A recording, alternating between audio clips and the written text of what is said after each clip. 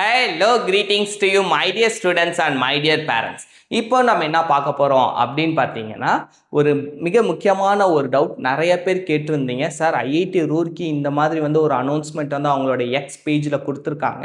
இந்த அட்வர்டைஸ்மெண்ட்டும் நாங்கள் நிறைய இடத்துல பார்த்தோம் சார். இது உண்மையாக இதனுடைய ரியாலிட்டி சொல்லுங்கள் அப்படின்ட்டு நிறைய பேரண்ட்ஸ் ஸ்டூடெண்ட்ஸ்லாம் மெசேஜ் பண்ணியிருந்தீங்க. ஏன்னா சார், எனக்கு ஜோசப் ஃபர்ஸ்ட் ரவுண்டில் சீட் கிடைச்சிருச்சு சார். கிடைச்ச சீட்டை எப்படி சார் விடுறது? எனக்கு 74% சார், 69% சார், 74.6% சார், அதாச்சும் பாயிண்ட்ல போகுது சார். ரொம்ப மனசு வேதனையா இருக்குன்ட்டு பேரண்ட்ஸ் ஸ்டூடெண்ட்ஸ் நிறைய பேர் மெசேஜ் பண்ணிருந்தீங்க. ஸோ இதை பற்றியான ரியாலிட்டி தான் இந்த வீடியோவில் பேச போகிறோம் மை டியர் ஸ்டூடெண்ட்ஸ். பிஸ்னஸ் ரூலையுமே ஜோசா 2026 பிஸ்னஸ் ரூல்ஸ்லுமே இதை பற்றியான அப்டேட் கொடுத்துருக்காங்க. ஸோ இதை பற்றி டீட்டெயிலாக இந்த வீடியோவில் பேசுகிற மை டியர் ஸ்டூடெண்ட்ஸ். வீடியோவை ஸ்கிப் பண்ணாமல் லாஸ்ட் வரைக்கும் பாருங்கள். ஓகே, ஸோ இந்த அட்வர்டைஸ்மெண்ட்டில் என்ன சொல்லிருக்காங்களோ அதே தான் ஜோசா 2026 பிஸ்னஸ் ரூல்ஸ்லையும் சொல்லிருக்காங்க my dear students. Business rule applicable to those candidates who have applied for re-evaluation, retotaling, reappearance to improve their performance in their class 12th or equivalent examination are contained in section. That's in the section you காமிக்கிற my dear students. However, these will only apply if the candidate completes the mandatory formality of registration choice filling. So நீங்கள் எல்லாருமே, அதனால தான் நிறைய பேரண்ட்ஸ்ட்டு சொன்னேன், நீங்கள் registration choice filling பண்ணிவிடுங்க.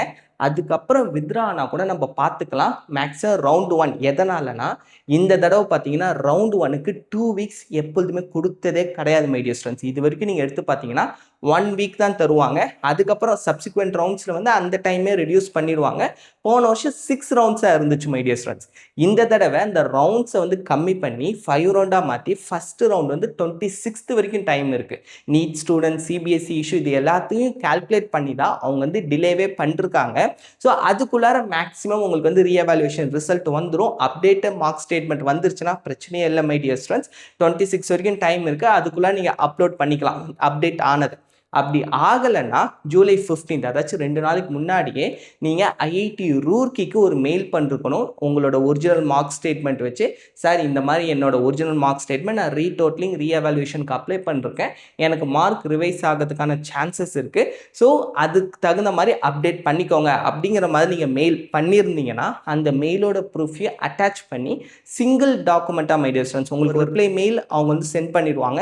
இது எல்லாமே நீங்கள் ஸ்க்ரீன்ஷாட் எடுத்து ப்ராப்பராக சிங்கிள் பிடிஎஃபாக நீங்கள் அப்லோட் பண்ணுறப்ப பண்ணிட்டீங்கன்னா ஒன்றும் பிரச்சனை இல்லை அப்படிங்கிற மாதிரி தான் இவங்க சொல்லிருக்காங்க. இருங்க நான் காமிக்கிறேன்.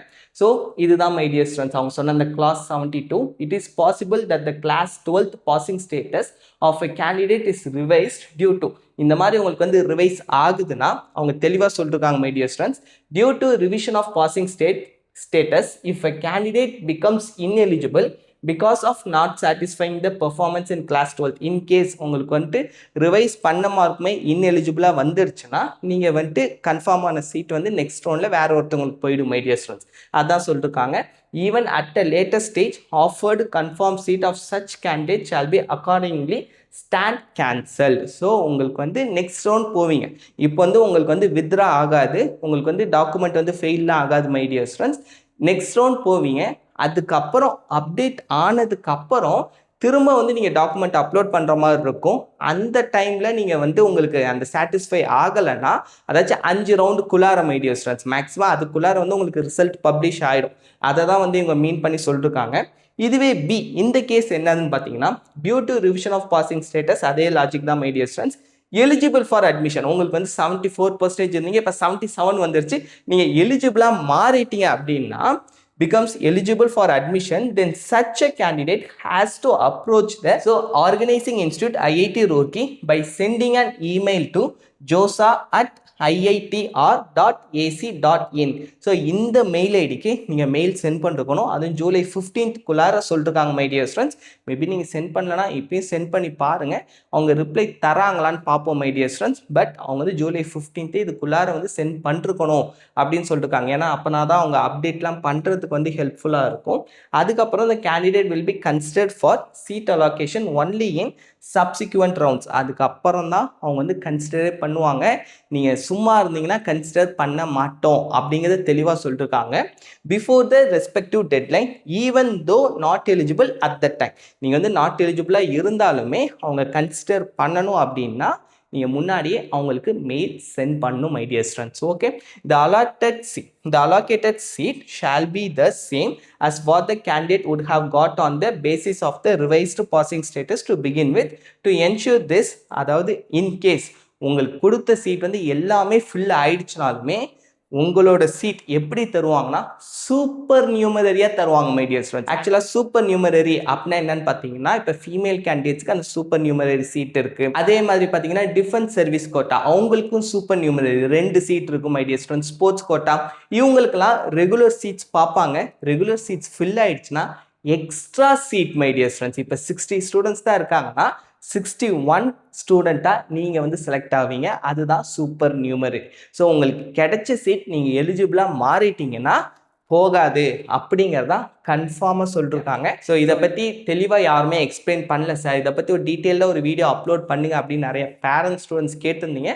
ஸோ உங்களுக்காக தான் மை டியர் ஸ்டூடெண்ட்ஸ் இந்த வீடியோ. ஓகே, அதுக்கப்புறம் சி என்ன சொல்லிருக்காங்கன்னா, if a candidates who was eligible continues to be eligible even after revision of class 12 passing status, there will not be any change in a seat allocation. இது நான் முன்னாடியே சொன்னது தான் my dear students. உங்களுக்கு updated mark statement வந்துடுச்சு 26th உங்களுக்கு பிரச்சனையே கிடையாது my dear students. Updated mark statement upload பண்ணிவிட்டு நீங்கள் பாட்டு ஃப்ரீயாக விட்டுடலாம். இன்கேஸ் உங்களுக்கு அப்டேட்டட் மார்க் ஸ்டேட்மெண்ட் கிடைக்கலன்னா தான் இவங்களுக்கு மெயில் பண்ண ப்ரூஃப் எல்லாமே எடுத்து அட்டாச் பண்ணிவிடுங்க. இல்லைனா அவங்களுக்கும் தெரியாது நீங்கள் வந்து இவங்களுக்கு மெயில் பண்ணிருக்கீங்களா, அதெல்லாம் இவங்க உடனே அப்டேட் பண்ணுவாங்களா என்னன்னு தெரியாது. இன்கேஸ் query ரைஸ் பண்ணாலும் நம்ம வந்து மென்ஷன் பண்ணுறதுக்கு ஈஸியாக இருக்கும் my dear students. Okay, so உங்களுக்கு இந்த வீடியோ புரிஞ்சிருக்கும் அப்படின்னு நான் முழுசாக நம்புகிறேன். மேபி உங்களுக்கு புரியலனா கமெண்ட் செக்ஷனில் கேளுங்க, கண்டிப்பாக நான் ரிப்ளை பண்ணுவேன். இல்லைனா என்னோட வாட்ஸ்அப்க்கு மெசேஜ் பண்ணிடுங்க மை டியர் ஸ்டூடெண்ட்ஸ். மேக்ஸிமம் உங்களோட டவுட்ஸ்க்கு நான் ரிப்ளை பண்ணிடுவேன். பாய் பாய், தேங்க்யூ மை டியர் ஸ்டூடெண்ட்ஸ்.